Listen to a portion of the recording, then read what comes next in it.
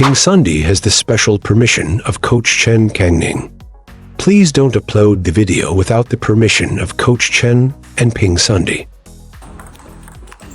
Yes. Yes, yes, shake it a bit. Yes. Yes, this one was straight, right? Just now you aimed for the inside but didn't grab it. Wow, that one felt really good. Why? Earlier I had you practice more basic strokes.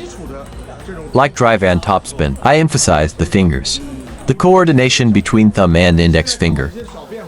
You feel the benefit of using fingers, right? If your fingers can't control the racket, how can you make small changes? Right, where would those subtle moves come from? Where do those little tricks come from? Right, it's all about the coordination of thumb and index finger. Yes. This kind of subtle direction is great. Yes, use a bit more forearm. Wrap it a bit.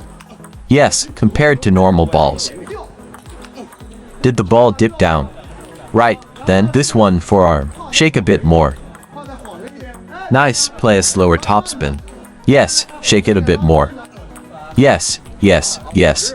The movement is so slick, disgusting, right? Downspin drive right there.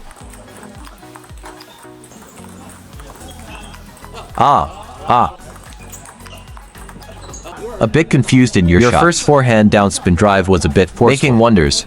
You didn't use the blade angle effectively. You didn't take advantage of the change in hitting position. My blade angle is slightly open. Find the slightly off center of the ball. A bit of topspin on that. My shot is a loop-to-loop. What's the purpose of this? Start with an arc to make it clear the net. Then smoothly accelerate the shot. The impact is for speeding up and pressing the arc. Yes, that force was good. Decisive, brother. Wow, this is called a miraculous shot. I slightly brightened up and found the ball towards the middle. And then added a bit of push. These three things are linked together like a chain. The ultimate goal is to pass the net, to give the arc across the net. Follow the momentum to accelerate and press the arc to avoid going out of bounds. So you see, crossing the net without going out of bounds. This kind of state that I'm in. And what about you? You are in this position. Wow, this is called a miraculous shot.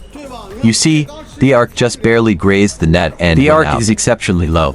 Even though my attacking arc was also very low just now.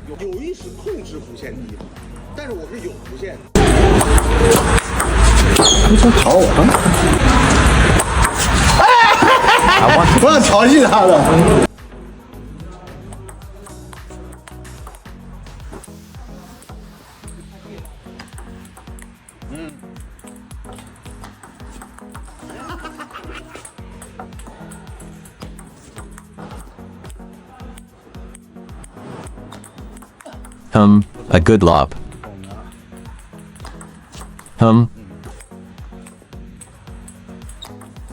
Okay. Excellent pickup shot.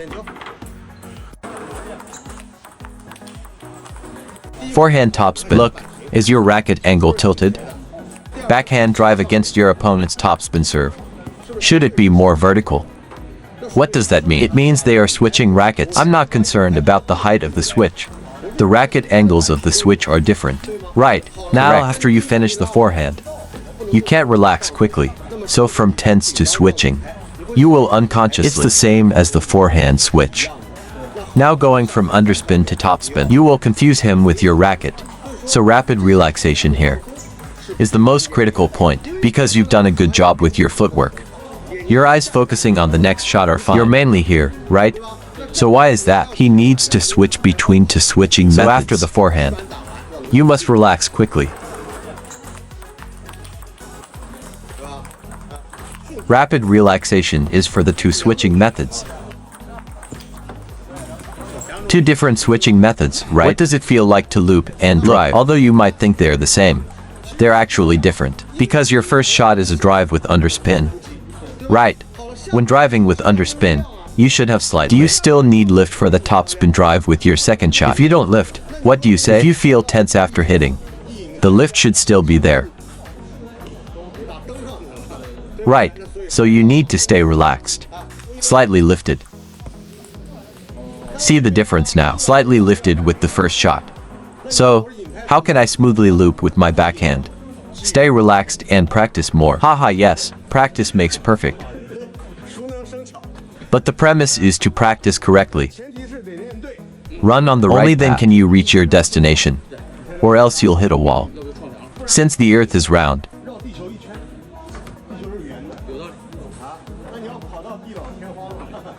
Apply the brakes, apply the brakes. Apply the brakes. Weight distribution and stop. Your hand should stop. Are you losing control? Why did you stop? Your hand is still moving. Are you taking your body along with you? You can't stop your body even if you want. So when your weight distribution and stop, your hand should also stop with them. When they stop their hand. Look, did they stop their hand? Right now. They are stopping their hand but still swinging. They can't stop even when they try to. Because the opponent led them to lose control. They stop their hand. Weight distribution and step. Do you understand? Weight distribution stops the hand from moving. That's right. Weight distribution, step, stop the hand. Are you making aggressive movements beforehand?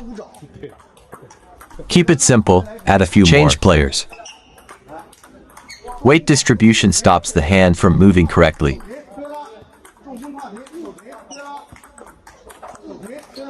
Weight distribution stops the hand.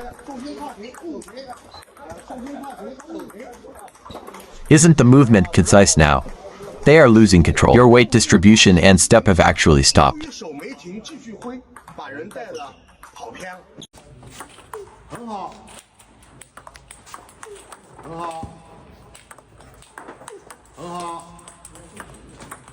Excellent. Ah, second reaction. This deserves praise. Actually, he's made a lot of progress. But he stepped back. And when he stepped back, did you notice? He's very composed. He didn't panic. He waited for a moment, spun and landed the ball. This is great. Okay.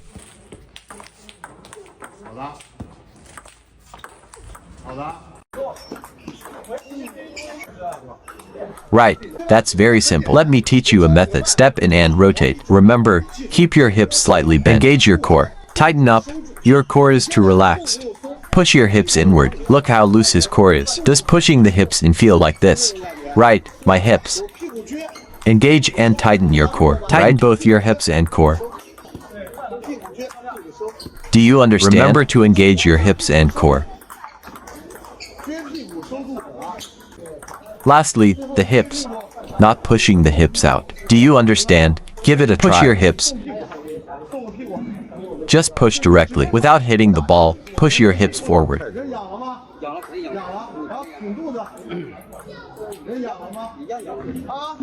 So I want you to engage your core. Aren't his hips up now? It's that simple, right? Tighten your core and coordinate hips. Your left hand to engage your core and hips.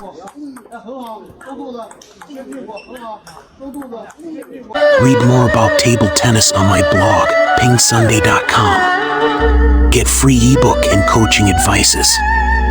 See you in the next video.